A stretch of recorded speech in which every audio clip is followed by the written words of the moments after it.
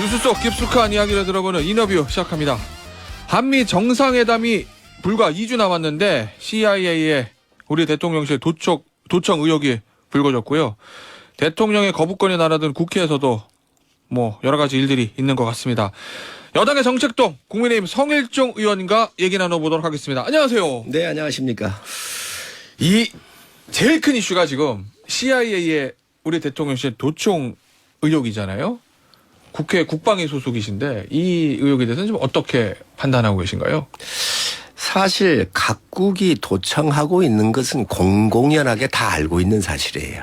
미국이 동맹 파이브 아이즈를 제외한 다른 동맹국도 다 아닙니다. 미국만이 하는 게 아니라 미국은 모든 나라 다 하고요. 또 중국, 러시아가 미국 다 하고 우리나라 하고 우리 또한 다른 나라 하지 않겠습니까? 그거를 단지 공개를 안 하고 있을 뿐이지요. 아니 스파이들끼리 서로 만나서 주고받고 문서도 서로 주고받은 것들이 많은 책에서 나오잖아요. 현실로. 영화가 아니잖아요. 그래서 이러한 것들은 각국의 협상을 하거나 자국의 이익을 위해서 생존을 위해서 하고 있는 겁니다. 지금 미국의 백악관, 펜타곤, 중국, 러시아 다른 나라가 안 합니까? 다 하고 있습니다. 대한민국은 안 하겠습니까? 우리가 말로 할 수 없어서 그렇지. 각국의 생존을 위해서 지금 다 하고 있는 거고 각 나라가 자국의 이득과 또 생존을 위해서 하고 있다고 하는 걸 모든 국민이 모르겠습니까? 다 알고 있습니다. 자, 지금 청취자분들의 문자가 많이 들어오는 게 이 부분이거든요. 김태효 차장이 오늘 아침에 워싱턴 도착해서 했던 얘기. 미국이 어떤 악의를 갖고 우리를 도감청했다는 정황은 없다. 이게 과연 무슨 뜻인가? 요거에 대해서 많은 청취자분들 그다음에 언론에서도 의문을 가지고 있는 것 같은데 이거 어떤 의미라고 보시나요? 이거 제 개인적인 생각입니다. 정부하고 협의하거나 그런 내용은 아닌데. 그렇죠. 지금 상황에서. 분명한 것은 모든 나라가 하고 있는 거예요. 지금 다 일상화되어 있는 거 아닙니까? 대한민국 지금 대통령실 중국인들 러시아인들 안 하고 있겠습니까? 대한민국 그러면 또 모든 나라들이 다른 나라에 적성 국가가 됐든 우호 국가가 됐든 정보를 알아야지요. 그냥 나라라고 하는 존재를 갖고 있는데 신문 나오는 정도 가지고 나라를 경영할 수 있을까요? 휴민트를 비롯해서 또 이러한 신호 체계의 정보에 대한 모든 것을 지금 전 작동하고 있고 그게 나라입니다. 그렇기 때문에 그러한 일상적 범위 내에서 얘기한 거 아닌가 생각을 합니다. 그러면요.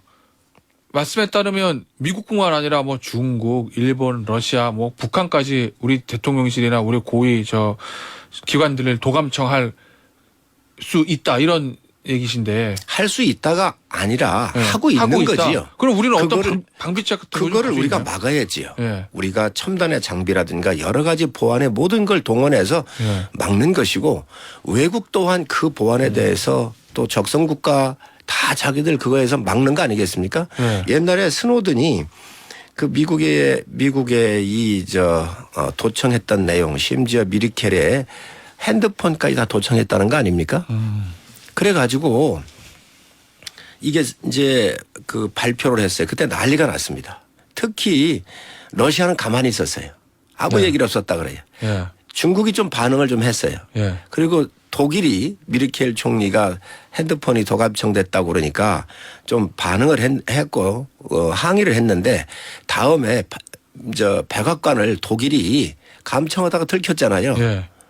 지금 다반사로 있는 겁니다.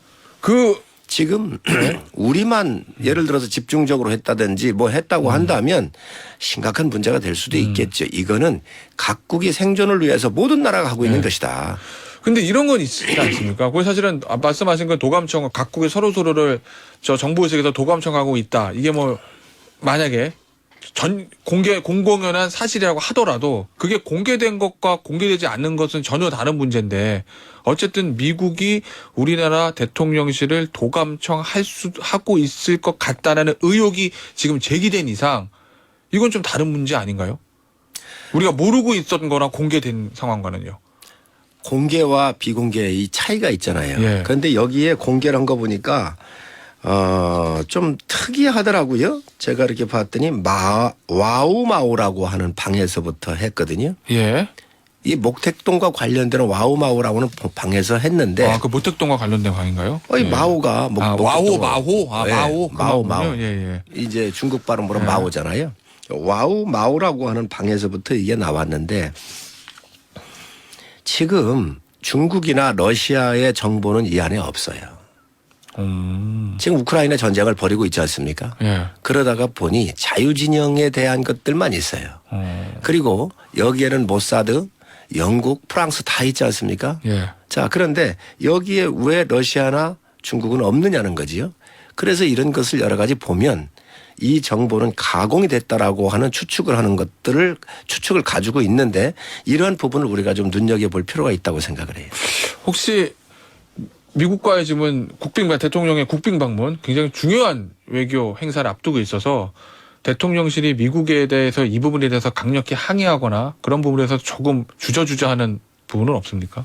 이런 부분들은 저는 뭐 예를 들어서 이게 계획적이라든지 여러 가지 문제가 있다고 한다면 왜 대한민국의 국익과 관련되고 주권과 관련되는 일인데 가만히 있겠습니까? 예.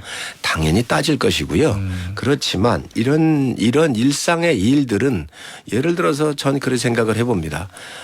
이런 문제가 아주 심각한데 그럼 우리는 그럼 안 하고 있느냐라고 하는 문제를 서로 정부 당국들은 알 거 아니에요. 그 부분은 우리나라에서도 뭐 가타부터 얘기가 있는 부분 안에서 저희가 좀 알 수 있는 그렇습니다. 부분은 그걸 얘기할 수가 없을 뿐이겠죠. 그렇기 때문에 각국의 이득을 위해서 하고 있는 일들에 대해서 어떠한 그 선이 있기 때문에 스노든이 예를 들면 당시에 미국의 이러한 첩보를 수집하고 있었을 때 러시아가 반응을 안 했었던 그런 건 왜 안 했을까? 여러 가지 보이지 않는 국가적 판단이나 또 기준들이 있겠지요. 그 야당에서 이 대통령실의 용산 이전 때문에 도감청에 좀 취약한 것 아니냐 이런 주장이 나오는 것에 대해서는 어떻게 보시나요? 국민 여러분들께서 이 부분을 상당히 좀 불안해하실 수 있어요. 왜냐하면 처음부터 용산 이전에도 이 얘기가 좀 문제는 제기가 됐었잖아요, 당시에. 저는 그런데 민주당한테 이 이야기를 묻고 싶습니다. 그러면 용산이 취약하면 우리만 털렸다고 한다면 문제가 있을 수도 있잖아요. 예. 저 야당이 제기하는 문제가 저는 뭐 논리적으로 근거가 있다고 민주당이 지적하는 그 지점에 대해서 받아들일 지점이 있다 이렇게 볼 수도 있겠는데 그러면 영국이 털리고 모사드가 털리고 프랑스 같은 데서 털렸다고 한다면 그럼 그 나라는 우리보다 보안적으로 취약해서 그렇습니까? 청와대보다 거기는 더 못합니까? 그리고 분명한 거 오늘 아침에 말씀을 드리면 제가 확인을 해봤더니 청와대 대통령 집무실의 보안 상태도 별로 좋지 않았다 그래요. 예전 청와대요? 예전 청와대. 그리고 대통령 집무실 이외에는 거의 이 보안 장치가 없었다 그래요. 이런 부분을 생각을 해야 되는데 저는 국방위원이기 때문에 국방부의 건물을 제가 들어가 봤습니다. 정말 잘 돼 있습니다. 그리고 국방부라고 하면 지금 국방부의 예전 그렇습니다. 지금 대통령 집무실이지요. 그리고 대통령 집무실을 용산으로 이전한다고 했었을 때 민주당 의원들이 먼저 한번 갔어요. 그래서 저희도 한번 가봤어요. 가봤더니 철저하게 일을 시키고 있었고 3명 거기에 들어가는 회사나 인부들에 대해서는 신원조가 철저하게 이루어졌고 그리고 또한 세 명의 인부들에 대해서 일하고 계신 분들에 대해서 한 명씩 그 팀원을 붙여가지고 다 일을 하고 있었습니다. 그리고 입출입 시에 정확한 통제가 다 이루어지고 있었습니다. 알겠습니다. 요 얘기는 여기서 마무리하고요. 국내 정치권 이슈 좀 보죠. 어제 박근혜 전 대통령이 사면 이후에 처음으로 외출을 했다. 대구 동화사를 방문했다는 소식이 있었습니다. 그리고 김기현 대표도 곧 박근혜 전 대통령이 예방할 것이다. 라는 이런 보도가 이어졌는데 이 박근혜 전 대통령이 CK에서 가진 어떤 위치나 이런 것을 감안해 봤을 때 총선 딱 1년을 남겨두고 외출해서 공개활동을 시작했다. 여기에 대해서 정치적 의미를 부여하는 분들이 좀 계시는 것 같더라고요. 언론을 보면, 보도를 보면. 어떻게 보시나요? 너무 큰 정치적인 해석 아닌가요? 자연인이시고 또 살고 계신 데가 TK 지역 아니십니까? 그리고 고향도 거기시고 그래서 자연스럽게 외출하신 거고요. 또 전직 대통령으로서 이제 국민도 많이 만나시고 또 힘들어하는 국민들한테 또 따뜻하게 말씀 한마디씩 하시는 건 전 뭐 나쁘지 않다고 생각을 합니다. 그거를 너무 정치적으로 해석하는 것은 옳지 않지 않나 이렇게 생각합니다. 아무 일각에서는 뭐 최경환 전 경제부총리, 뭐 유영하 변호사, 거기다가 우병우 전 수석의 얘기까지 내년 총선 출마와 관련해서 좀 보도가 되는 것들이 있더라고요. 좀 축출성 보도긴 하겠지만 그 제가 말씀드렸던 그 인물 박근혜 전 대통령과 가까웠던 이 세 사람이 만약에 내년에 국민의힘에 총선 공천을 신청한다면 국민의힘에서는 이거는 어떻게 하실 생각이십니까? 당선 가능성이 있느냐 없느냐에 대한 제일 가장 중요한 판단 기준 아니겠습니까? 그래서 그때 가면 공심위가 만들어질 거고요. 네. 공심위의 판단 기준에 들어와서 부합하느냐 안 하느냐 이런 것들이 그 앞으로 그 공심위에서 판단할 사항이지 지금부터 그걸 저는 예단할 필요는 없다고 생각을 합니다. 지금부터 무조건 된다 안 된다 이렇게 답을 낼 필요는 없다. 그렇습니다. 정당은 모든 걸 다 열어놓고 가는 거니까요. 예. 이 정광훈 목사와 관련돼서 김기현 대표도 우리 당원이 아닌 사람을 가지고 자꾸 얘기하지 말라라는 얘기까지 했었고, 하지만 홍준표 대구시장 같은 경우에는 조금 아직은 좀 부족하다, 더 크게 제재를 해야 된다 이런 입장인 것 같고, 오늘 아침 조간신문 보니까 정광훈 목사 관련돼서 조금 설화가 있었던 김재원 최고위원에 대해서도 징계를 할 수도 있다, 여권 핵심 관계자 목소리로 이런 보도가 됐거든요. 김재원 최고위원에 대한 징계 당에서 시작하는 겁니까?